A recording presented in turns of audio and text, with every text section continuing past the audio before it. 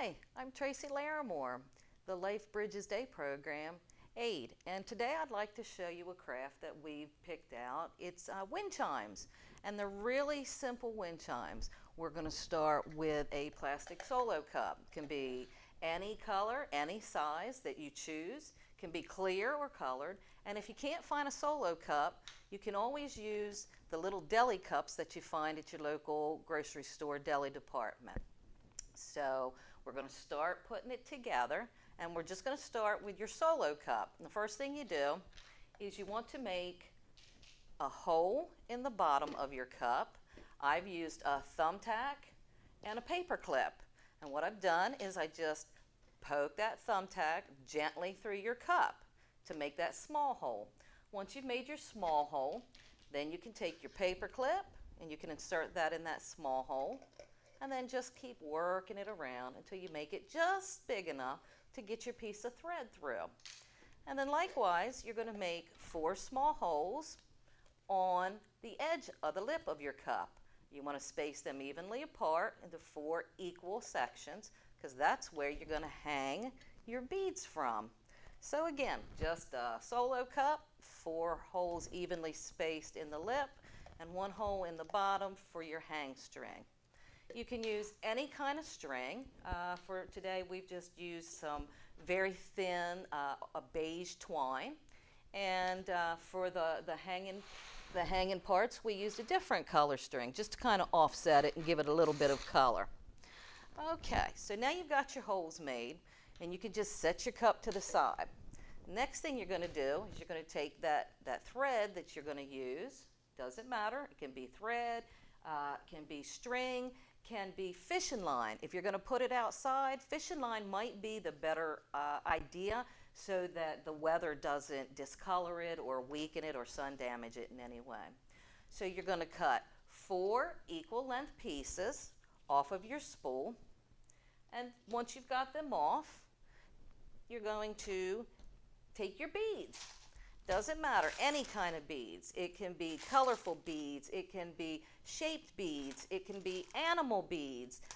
Whatever you have, we've got cute little teddy bear beads even. So they're called pony beads. You can look around your house if you have any. If you don't, craft store or even the Walmart would carry these. So you would take your piece of string, and as you can see, mine are already pre-done, thanks to my lovely co-workers. So you would just start gently adding your beads onto your string. Any size, any color, any shape, whatever it is that you prefer.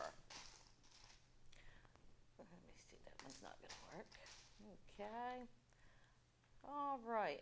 Now, once you've got all 4 of your lines threaded with your beads, sometimes the ends of your thread will fray, and if that's the case, you just want to wet them, dampen them, and then try to rethread them. That one's not going to work, is it? Nope. Let's try this. That's much better. Bigger hole. The bigger the hole, the easier the thread. Smaller the hole, the more tedious and time-consuming it becomes. So again, now on the bottoms of each line, you want to take a bead, and you want to tie that bead off so that it doesn't allow for the other beads to slide off. So you would take your flat bead, we call it a bead, you can call it a shell, you can call it whatever you want. And again, thread through that. You don't want to thread through. Thread through. We're going to cut this end to smooth it off. If your end gets too frayed, don't be afraid. Just go ahead and snip it right off. And try to put it back there. See, there you go, once you smooth that end down. All right. Now, I'm going to take this piece of thread with your beads. You can see the whole line there. And then you're just gently going to try to insert them outside in instead of inside out when you're threading, because you don't want that knot to be showing on the outside. All right. Once you've got that bead threaded through, then you take you another bead, thread that through. All right. you just gently want to tie it in a knot around your bead.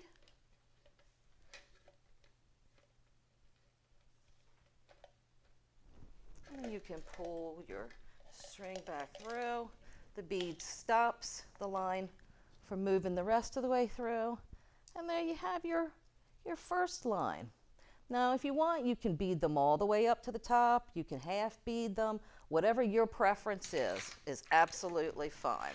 Okay, so when you're threading your lines onto your cup, again, we talked about your thumbtack, which would make your opening like that.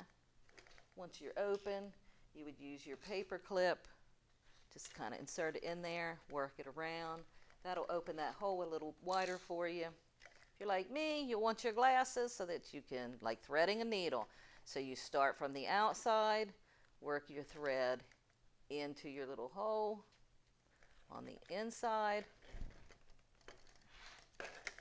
and attach your bead on the inside. Just loop it. Okay. And then you want to just make some knots on your cord to keep your bead in place. Fourth and final bead. Just like the first three, you're going to thread it through that hole from the outside to the inside of your cup. Add your secure bead on the end.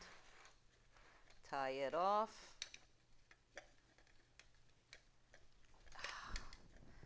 And there you have your homemade bead wind chime. Isn't that beautiful? And again, any beads of your choice, any color, any length, any size, it really doesn't make a difference. At this point, it's what catches your eye and what you think is beautiful. So thanks again for joining us for another edition of Crafting with Life Bridges. You guys have a good day. Bye.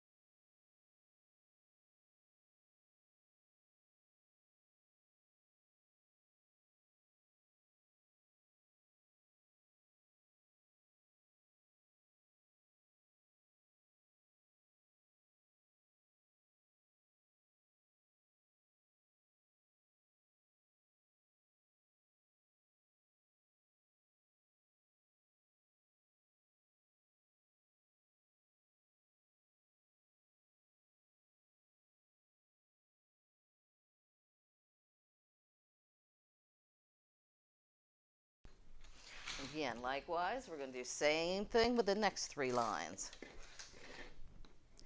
Thread it through your bead.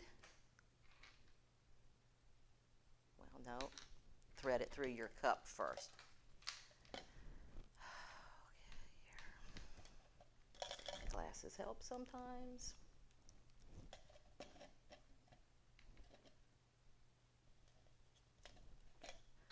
Alright, thread it from the outside in again, through your bead, and then again tying your bead off so that it's secured. There we go. There you have again, there's your second line. Pull it down.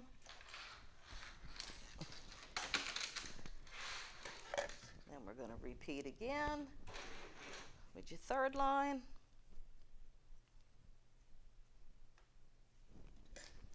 Again, from the outside of the cup to the inside of the cup. We're going to have to trim that again. Don't be afraid if your thread gets frayed. It's okay to cut just that little tip end off.